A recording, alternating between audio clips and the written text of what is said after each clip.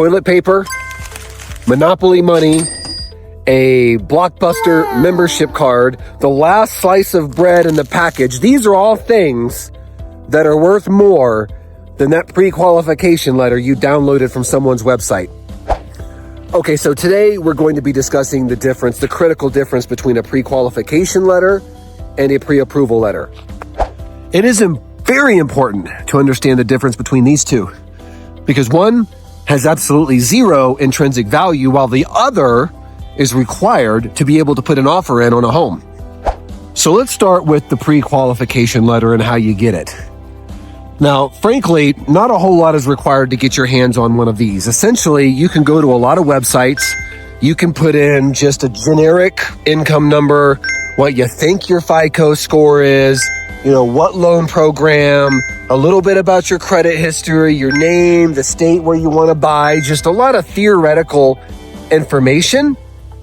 And boom, you'll get a pre-qualification letter. Heck yeah, Private Mike Lindsay, we can go ahead and approve you for X number of dollars.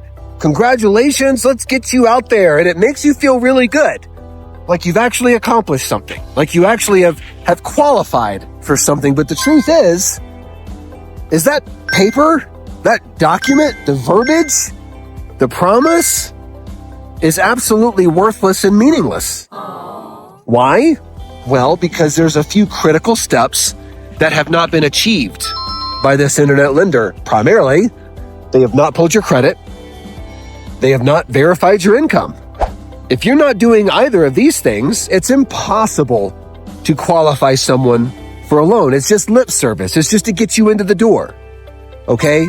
But unfortunately, too many people will hop on the internet, do one of these, and feel like they're ready to run out and buy a home. And then a lender will actually let them get under contract with this. I encounter at least one of these people a week where they're running into trouble once they're under contract on a home. And I'm like, hey man, didn't your lender collect these docs and pull credit and put you through pre-underwriting and all this before? And they're like, no, they didn't really ask about any of that until we were under contract. What? How is this even possible? Shady lender business. Okay?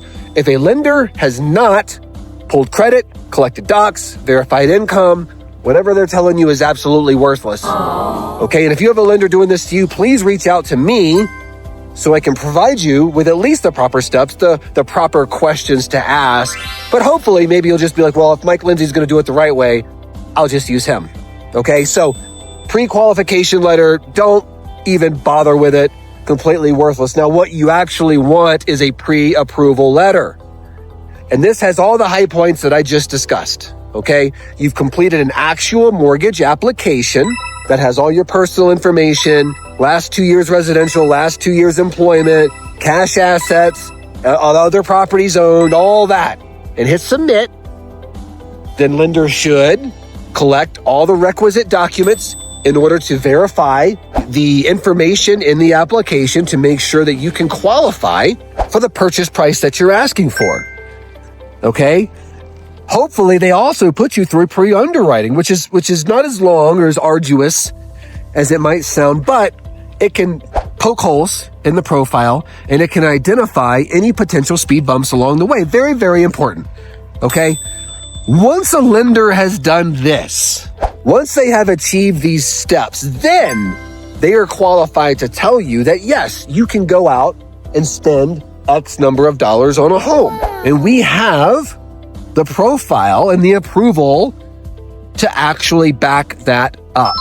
This is what you need to offer on a home, and this is what must happen before you're qualified for a home. Don't allow anyone to put you under contract unless they have pulled credit, collected docs, verified income, and hopefully put you through pre-underwriting. Okay? Because you're just setting yourself up for failure. And maybe you're thinking to yourself, well, Mike, I'm a unicorn buyer. I'll qualify for anything, so I don't care. Okay, maybe that's true. But for the vast majority of people, that is simply not the case. So you got to make sure the lender's doing the right thing and you're doing your due diligence to ensure you're not setting yourself up for failure, wasting time and energy on a contract you do not qualify for, potentially losing your earnest money because a lender led you astray. If you have any questions on any of this, please reach out to me. We will set up a phone consult to go through the proper pre-approval steps and get you squared away to purchase a home. If you like my content, please check out my other videos and subscribe to this channel.